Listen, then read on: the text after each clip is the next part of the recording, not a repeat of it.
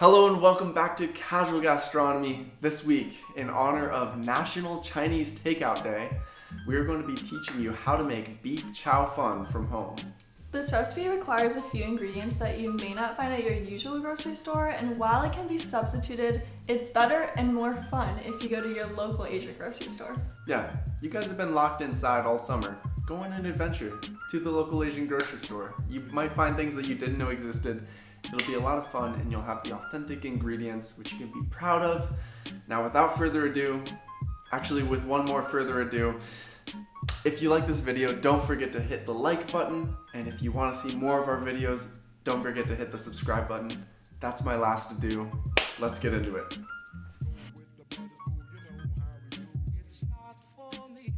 Once we start cooking, this dish will come together very quickly, so it's important that we prepare all of our ingredients in advance. We'll start with the beef because it needs to marinate for about an hour. We chose flank steak for this recipe, but chuck, skirt steak, and sirloin will all work pretty well. Now, slice your beef into thin strips about 1/8 inch in width.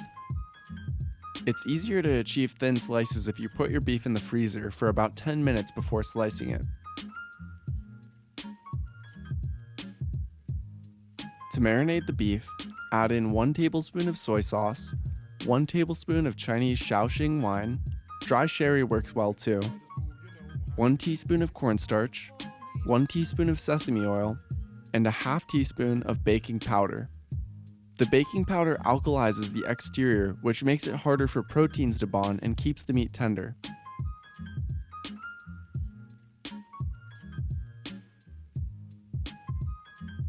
While the meat marinates, combine 3 tablespoons of Shaoxing wine, 2 teaspoons of dark soy sauce, 2 tablespoons of regular soy sauce, half a teaspoon of honey, and set it aside.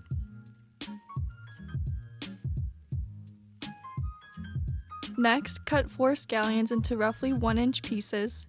Thinly slice a quarter of a white onion, and cut 1 bunch of broccolini into slices but leave the heads intact, and set them aside.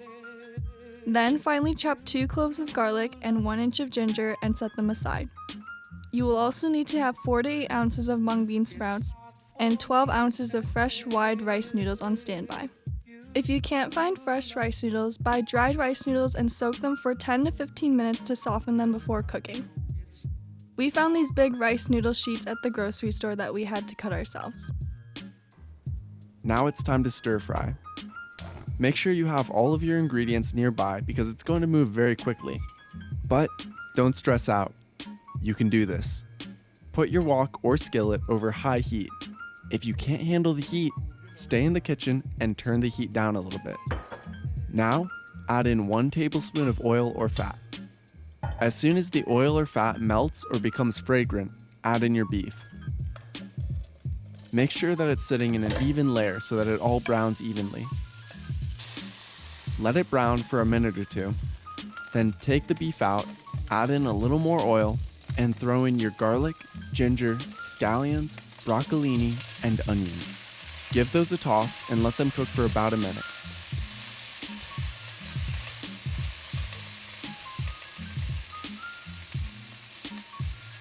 Then add your beef back in, add in your noodles, add in 1 teaspoon of sesame oil, and pour your sauce around the edge of the pan. Give this a good toss.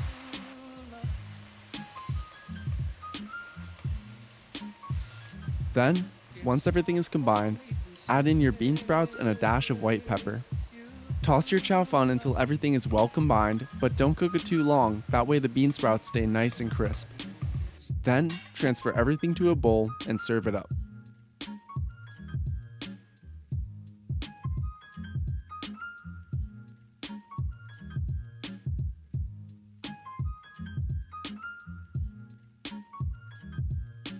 Alright guys, so here we have it, our homemade beef chow fun. A few quick notes for you. The noodles, I don't think these were the right kind of noodles. I asked that lady, do you have whole fun rice noodles? And she pointed me to these, and while they don't seem like they're gonna be terrible, they kind of broke apart a little bit in a way that I was not super happy with. Yeah. Other than that, all the proportions look really good. It was pretty easy to cook, although I was getting a little bit, my heart was racing when that pan was starting to look kind of burnt back there. Yeah, but it turned out in the end. Yeah, nothing is actually burnt. It smells great. Let's give it a taste. Without further ado. Or with further ado. Just ado while we're chewing. Okay. I got noodle, I got bean sprout, I got meat. Hey, you didn't choose me.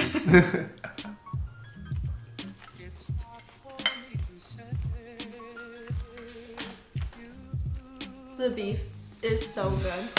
So tender, so juicy. Like, that trick really worked. I know, what the I was heck? a little skeptical, not gonna lie. Yeah, I was like, what kind of, this is hocus pocus.